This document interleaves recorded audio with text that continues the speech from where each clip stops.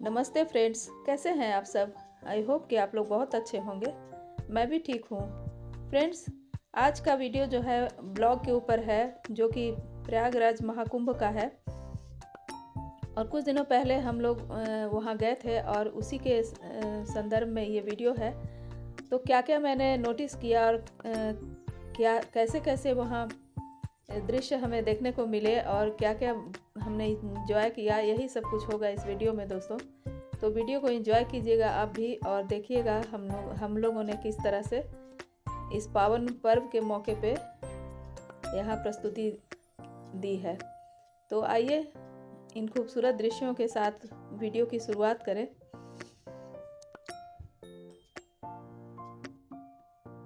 Friends, हमारी marriage life की शुरुआत ही इस शहर से हुई थी। तो इस शहर से बहुत कुछ वाकिफ़ थी मैं, लेकिन करीब करीब 40 साल के बाद ये हमारा प्रयागराज जाने का मौका लगा। और इन दिनों हमारे जो उस समय के दृश्य थे बिल्कुल ही अलग हो गए थे। और कुछ व्यवस्था जो प्रयागराज महाकुंभ के लिए की गई थी वो बिल्कुल ही अलग थी।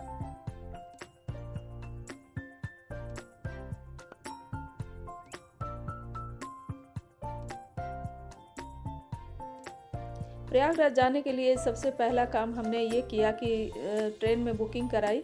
और बुकिंग कराने के बाद भीड़ काफ़ी है इन दिनों, तो हमने तत्काल में टिकट लिया और ये देखिए हम प्रयागराज पहुंच गए। और स्टेशन से उतर कर देखिए कितने सुंदर नज़ारे हैं और हर जगह आपको कुंभ के उपलक्ष्य में जो पेंटिंग कराई गई है वो देखने को मिलता है और समझ में आता है कि कितने खूबसूरती से इस शहर को संवारा गया है, सजाया गया है। तो यही सब कुछ देखते हुए हम आगे बढ़े और ये देखिए स्टेशन से बाहर हम निकल चुके हैं और इतने साफ़ सुथरे ढंग से स्टेशन को रखा गया है इतने लोगों के होने के बावजूद। और इतनी सुंदर पेंटिंग है बिल्डिंग में कि देखने से मन ही खुश हो जाता है। जैसे ही हम ये छिवकी स्टेशन है दोस्तों, और हम छिवकी स्टेशन पर ही उतरे थे और यहाँ के बिल्डिंग पे सभी जगह पेंटिंग्स कराई हुई थी और सब बहुत ही खूबसूरत दिख रहे थे। तो ऐसे नज़ारे हमें कहाँ देखने को मिलते हैं आम दिनों में। तो यही सब कुछ देखने और महसूस करने हम इस प्रयागराज महाकुंभ में आए थे। और ये देखिए भीड़ कितनी है। अब हम घाट पे पहुंच गए। घाट पे हम ऑटो लेकर पहुंचे थे दोस्तों और 50-50 रुपये पर हेड करके इन्होंने किराया लिया था। और देखिए कितने लोगों की भीड़ है। ये 4 बजे का समय है दोस्तों और 4 बजे में ही इतनी भीड़ है। और लाइट से देखिए पूरा जो ये अरेल घाट का एरिया है जगमग ही दिख रहा है। और इस पार तो है ही है जगमग, उस पार की व्यवस्था और भी बहुत ही निराली है। तो ये अरेल घाट बहुत ही बड़े परिसर में है और इसका घाट इतना बड़ा है कि कितनी भी भीड़ आ जाए तो यहाँ बड़े अच्छे से बंदोबस्त हो सकता है। तो सरकार ने बहुत ही अच्छी व्यवस्था की है। हर तरफ देखने से समझ में आती है कि व्यवस्था बहुत ही अच्छी है। नहीं तो इतनी बड़े जो समूह में लोग आ रहे हैं, इस तरह की व्यवस्था नहीं होने से बहुत ही माहौल अस्त व्यस्त होता। लेकिन सभी कुछ अरेंज वे में है दोस्तों। और इधर देखिए हम आगे की तरफ बढ़ गए हैं। और आगे की तरफ बढ़ने का कारण ये भी है कि उस तरफ से हम लोगों को बोट मिल जाएगी। तो बोट क्लब जहाँ पर है वहाँ पे हम लोग पहुँच गए हैं, या ये कहिए कि जहाँ से प्राइवेट बोट मिलते हैं वहाँ हम पहुँच गए हैं। और ये सब कुछ जो इलाका है ये यमुना नदी का इलाका है। जो बीच में एरिया आप देख रहे हैं वो सूख जाने से ही उत्पन्न हुई है, टापू जैसा हो गया है दोस्तों।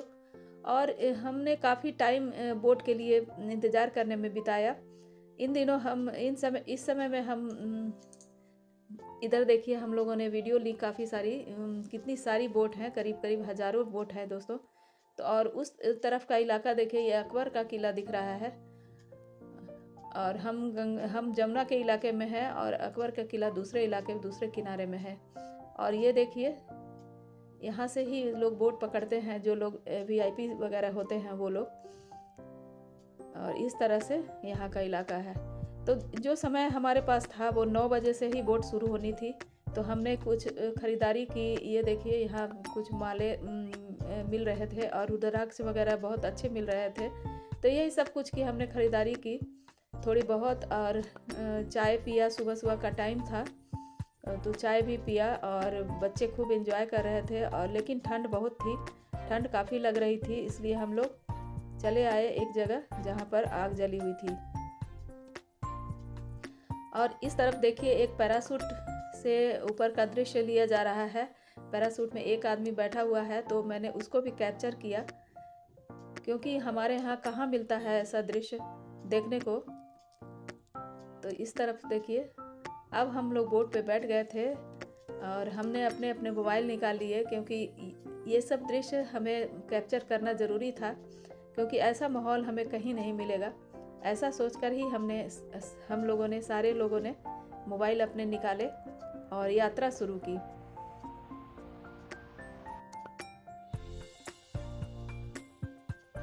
और कुछ आगे बढ़ने के बाद देखिए हमें काफ़ी सारे पक्षियों के झुंड मिले, और ये पक्षी जो है इस यमुना नदी की खूबसूरती को बहुत बढ़ा रहे थे दोस्तों, और एक मनोरम दृश्य पैदा कर रहे थे, जिसको देख के लग रहा था कि कहीं और ही हम पहुंच गए। इन पक्षियों के कलरव के साथ हम आगे बढ़ते ही चले जा रहे थे दोस्तों। और ये देखिए काफ़ी सारी बोट भी अब चलने लगी, और उस तरफ का इलाका देखिए ऐसा ही है, और काफ़ी सारे पक्षी हैं जो यमुना में गोते लगा रहे हैं और नावों के साथ अटखेलियाँ कर रहे हैं दोस्तों। और बहुत सुंदर दृश्य था, और लग रहा था कि बस यहीं पे रहे और यही सब कुछ देखते रहे, तो हमने कैमरे में कैद किया। तो ऐसा अगर हमें मिल जाता है जो अनएक्सपेक्टेड होता है, तो वो देखकर काफ़ी खुशी मिलती है, लगता है हमारा जाना सफल हो गया। ऐसा ही दृश्य हमने देखा इस यमुना नदी के ऊपर और पूरे इस संगम क्षेत्र में। ये सारे विदेशी पक्षी थे दोस्तों, और कहीं बाहर से यूरोपियन कंट्री से यहाँ आए थे, प्रवासी पक्षी थे। और अब देखिए हम लोग पहुँच गए संगम क्षेत्र में। यहीं पे गंगा जमुना दोनों नदियाँ मिलती हैं, और दोनों के पानी बिल्कुल अलग है। जमुना नदी का पानी जहाँ हरा है, वहीं गंगा नदी का पानी सफ़ेद है बिल्कुल, और दोनों जहाँ मिलती हैं बिल्कुल साफ साफ पता चलता है। तो ये सब कुछ महसूस करने ही तो हम गए थे। और यहाँ जब हम संगम में आ गए हैं, जहाँ दोनों नदियों का संगम है, वहाँ पानी काफ़ी कम था, और बीच में जो एरिया था वो टापू के जैसा निकला हुआ था। तो बच्चों ने खूब एंजॉय किया दोस्तों, ये देखिए। और सभी लोग काफ़ी खुश थे और काफ़ी एंजॉय कर रहे थे। लग रहा था हमारा जो यहाँ आने का जो मकसद था वो सफल हो गया, और हम आत्मशुद्धि के लिए ही यहाँ आए थे दोस्तों। और इतने दिनों से मेला चल रहा था, मन में एक खटक ज़रूर थी कि मैं नहीं जा पाई, लेकिन जब चली गई तो मन बहुत ही शुद्ध हो गया और सुकून मिला। तो इस तरह के आयोजन जब होते हैं तो लगता ही है कि हम भी वहाँ पहुँचे होते तो बहुत ही अच्छा लगता। और यही सब कुछ सोचकर हम लोग यहाँ आए थे और बहुत ही एंजॉय किए। और धर्म तो था ही, साथ साथ अध्यात्म भी था, और यही सब कुछ चाहिए हम लोगों को, हम सनातनी लोगों को।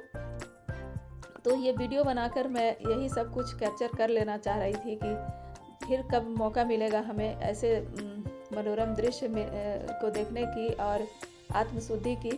तो ये मैं डुबकियाँ लगा रही हूँ यहाँ, और फिर जो महसूस हुआ, लग रहा था कि जैसे पूरा शरीर ही शुद्ध हो गया।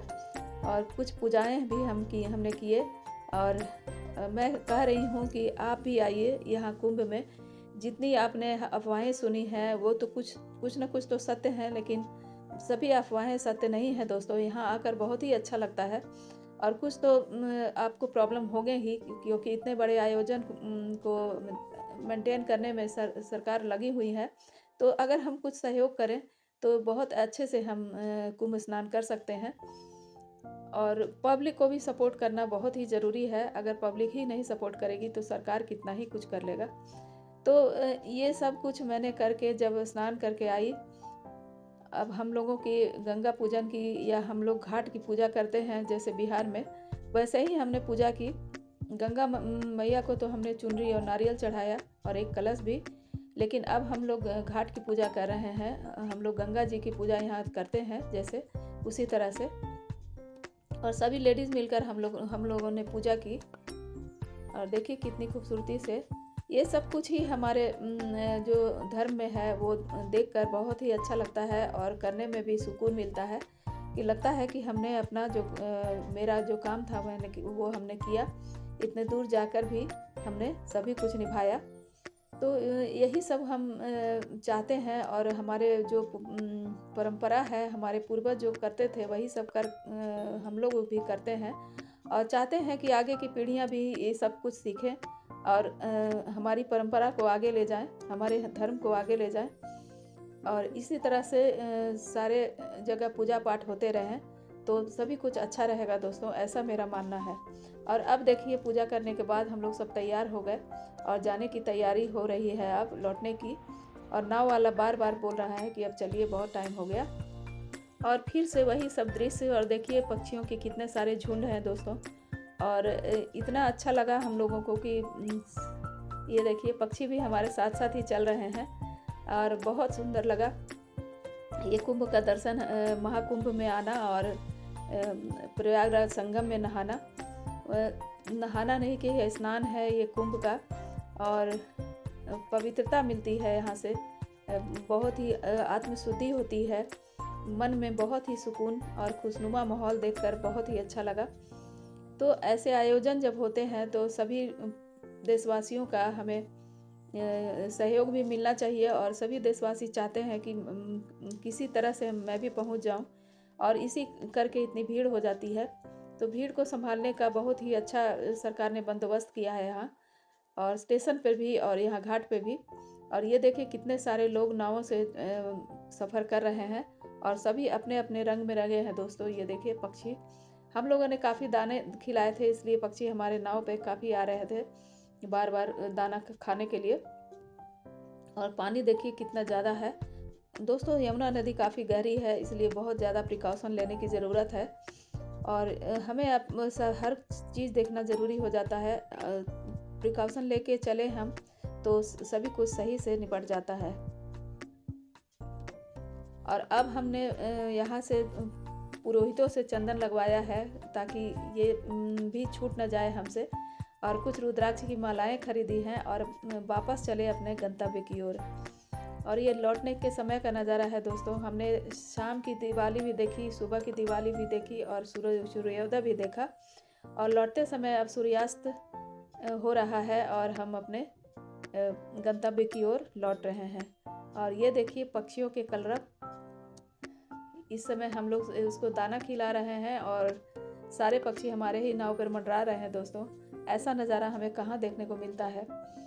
तो यही सब कुछ आयोजन होते हैं जहाँ हम पहुंचकर ऐसे नज़ारे अपने कैमरे में कैद करते हैं और बाद के लिए हम इसको देखकर मुस्कुरा ही उठते हैं और लगता है कि हमारा जन्म सफल ही हो गया। तो यही सब कुछ था आज की ब्लॉग में। उम्मीद है कि आपको अच्छा लगा होगा। अच्छा लगे तो एक लाइक ज़रूर कीजिएगा और चैनल में अगर नए हैं तो सब्सक्राइब भी और बेल आइकन को नोटिफिकेशन के लिए ज़रूर दबाइएगा। अपने दोस्तों के साथ शेयर भी। कैसी लगी हमारी कुंभ की यात्रा ये भी देख सके सभी लोग।